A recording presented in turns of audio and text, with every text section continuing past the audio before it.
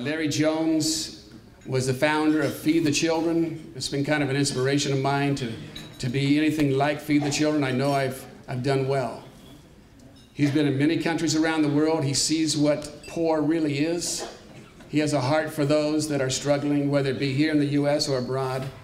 But when we're trying to figure out who should we think of for the Humanitarian of the Year Award, Larry came to mind and said, it's got to be him. Larry, come on up, please. Larry.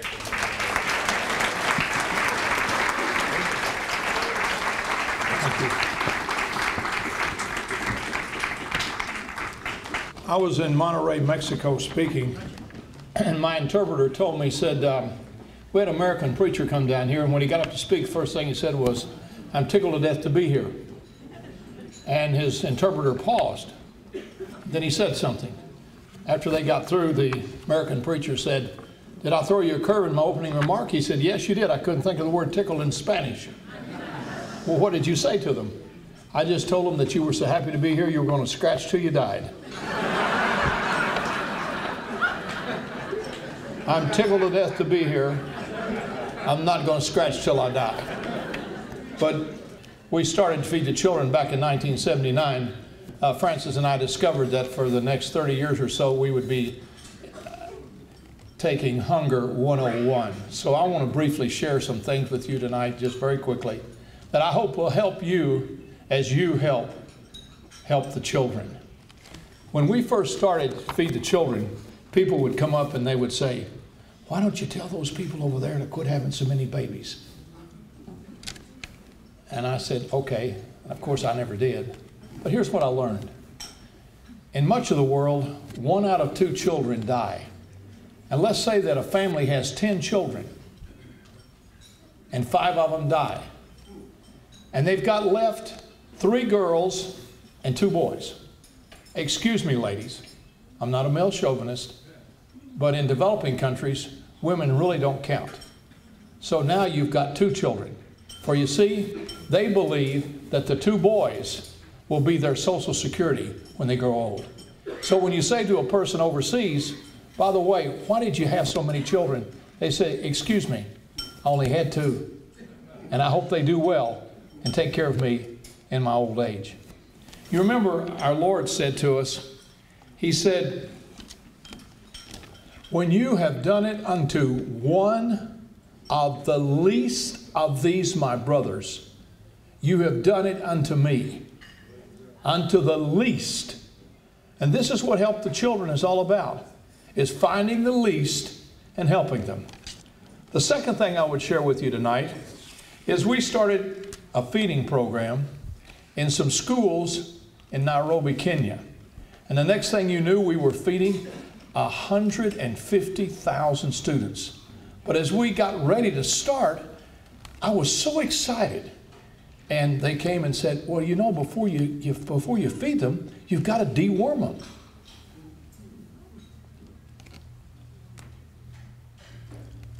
As a little boy, I had worms one time.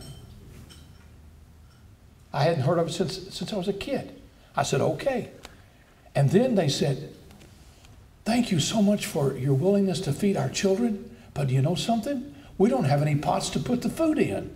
So we went and bought cooking pots. And they said, thank you so much.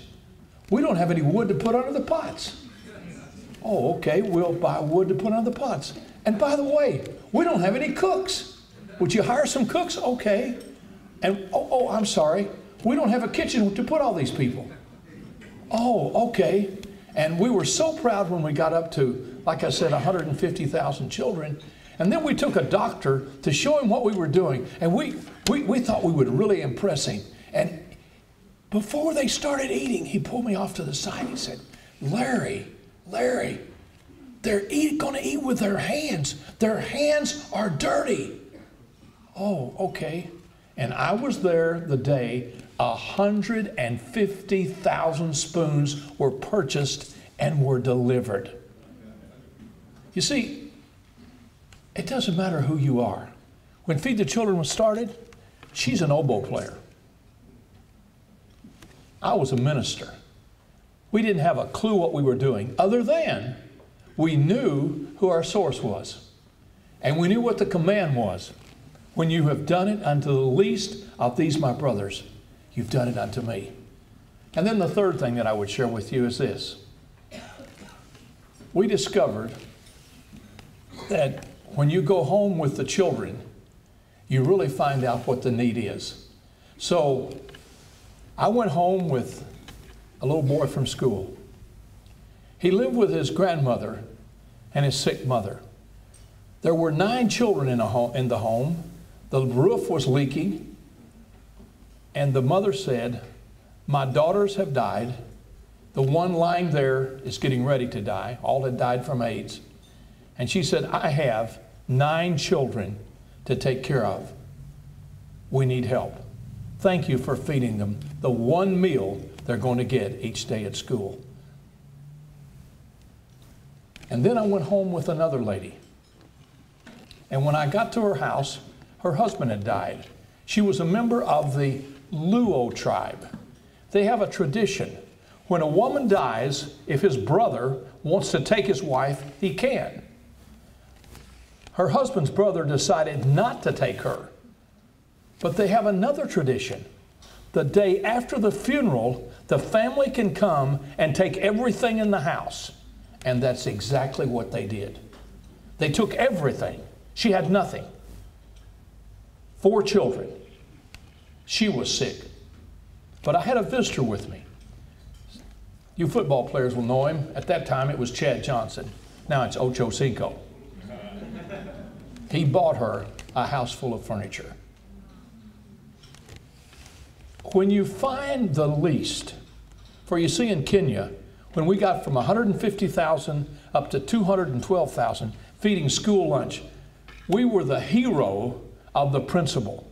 In every school that we started feeding in, attendance went up 20 to 70%. The principals were so excited because you see, if a child wasn't in school, they were out on the street looking for something to eat. And they would go from street children to homeless adults. We told the Department of Health and Department of Education when I met with them, we want to go from 212,000 to 300,000. And they said, we commend you for your goal. But when you reach the 300,000, come back and see us because we have 300,000 more children who need to eat school lunch.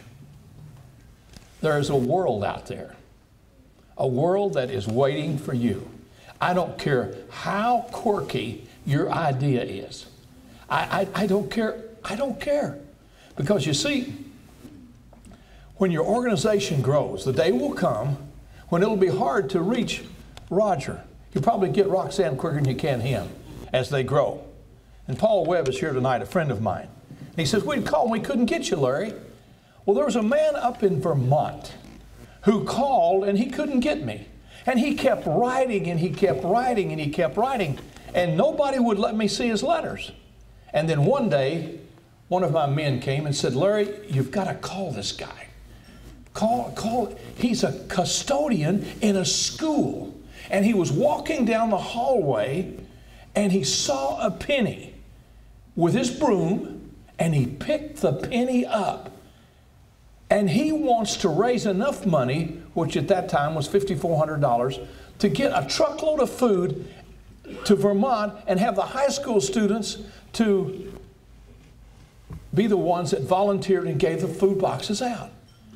So I called the principal and I said, is this man on the up and up? Because he wants to do it by pennies. And the principal said, he watches you on television every week. He loves what you do. And he's for real. I said, okay. So I said to my assistant, I said, I don't care what this man wants, but you do whatever he wants. And you know what he did? He started doing games.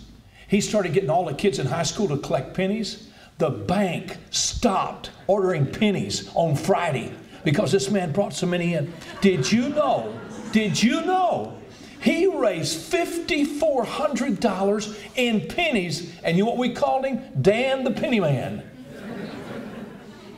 And you see, my people who were concerned about feeding children, they said, that's not a good idea. This guy, he doesn't know what he's doing. I don't care how quirky your idea is. I want you to know something. Just be persistent. And you know what? It's just amazing what God can do with one heart and one idea. For you see, Jesus said, when you've done it unto one of the least of these, my brothers, you've done it unto me. Keep this in mind. Those people out there that need help, the children, they're not just having babies. That's their Social Security. Those little children you see on the street, if they get a meal at school, they'll go to school and get an education. And that can be life-changing. Then when you see a family, don't ever say, what's wrong with these kids? Go home with them. Go home with them. And it'd be amazing what can happen. And when you do that. And then I want to thank Roger and Roxanne and Help the Children and for honoring Francis and I with this award. But you know something?